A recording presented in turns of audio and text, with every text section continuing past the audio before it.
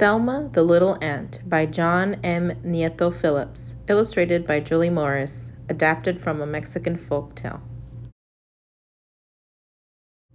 It was snowing. Thelma, the tiniest ant in the whole wide world, was walking and admiring the white falling snowflakes when all of a sudden she slipped and fell and broke her leg.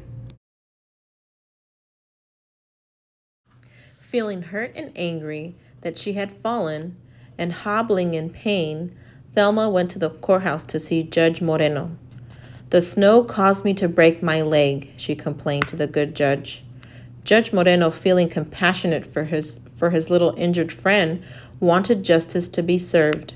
The snow was clearly to blame, so he called the snow to the courthouse. With cold white flakes flying all around, the snow appeared before Judge Moreno. "Do you think you can do whatever you want just because you are the snow?" the judge asked the snow. "You made Thelma break her leg. That's not nice, and that's not fair, and you must pay the price." With bright silver eyes bulging, the snow said meekly, "Oh no, I didn't make the ant break her leg.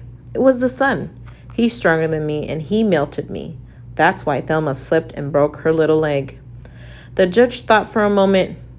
"Bring me the sun," the judge ordered.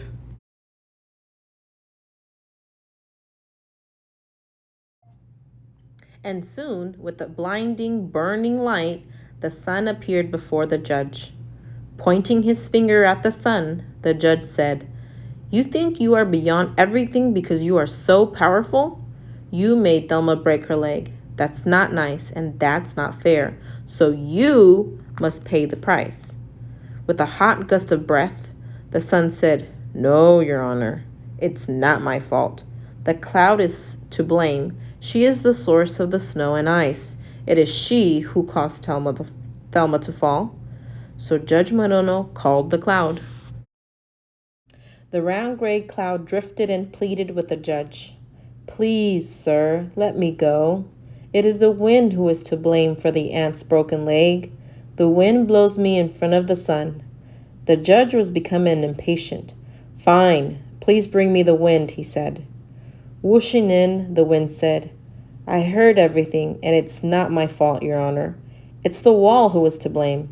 It is strong, and I cannot blow past it." With his head in his hands, the judge called for the wall. The wall came in with a big thud. "So you are the culprit," exclaimed the judge. "You blocked the wind that blew the cloud in front of the sun, that melted the snow, that caused Thelma to break her leg.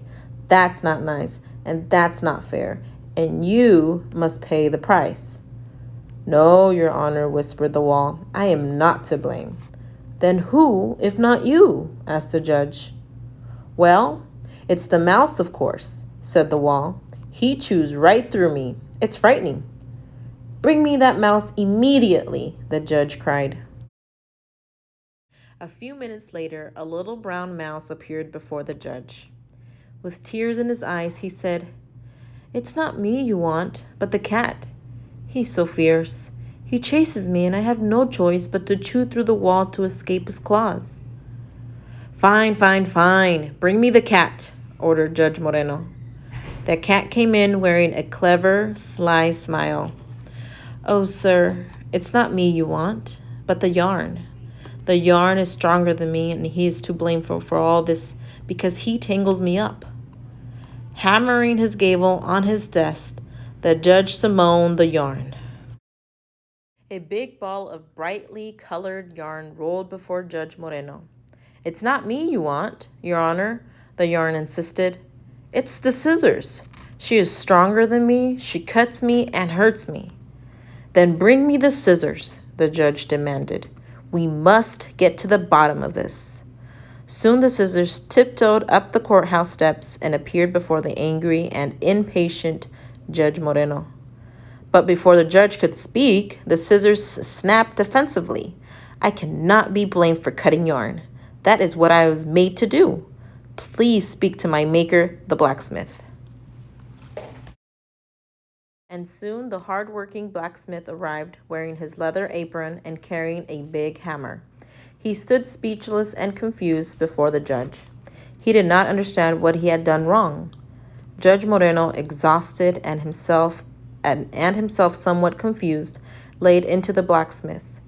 You are the culprit of all this. You sharpened those scissors that cut the yarn, that tangled the cat, that chased the mouse, that chewed through the wall and blocked the wind, that blew the cloud before the sun, that melted the snow, that caused my little Aunt friend Telma to fall and break her leg. Judge Moreno lifted his gavel into the air and declared, That's not nice, and that's not fair, and you must pay the price. But just as the judge was about to slam down the gavel and declare the blacksmith guilty, a gold and purple butterfly fluttered through the open window of the courthouse and landed on the judge's nose. Not believing his eyes, the judge froze in mid-slam and gazed at the gorgeous, glittering visitor. Judge Moreno grew enchanted by the butterfly's beauty. Moments turned to minutes until finally the butterfly spoke. Mother's nature, she whispered to the judge. Not believing his ears, the judge replied, I beg your pardon? Mother Nature, the butterfly whispered again. Sometimes things just happen naturally and there is no one to blame. Then, gently flapping her gold and purple wings, the butterfly took to the air and fluttered out the open window through which she came. Entirely perplexed by this event, Judge Moreno slowly laid down his gavel, turned toward the blacksmith, and gently nodded.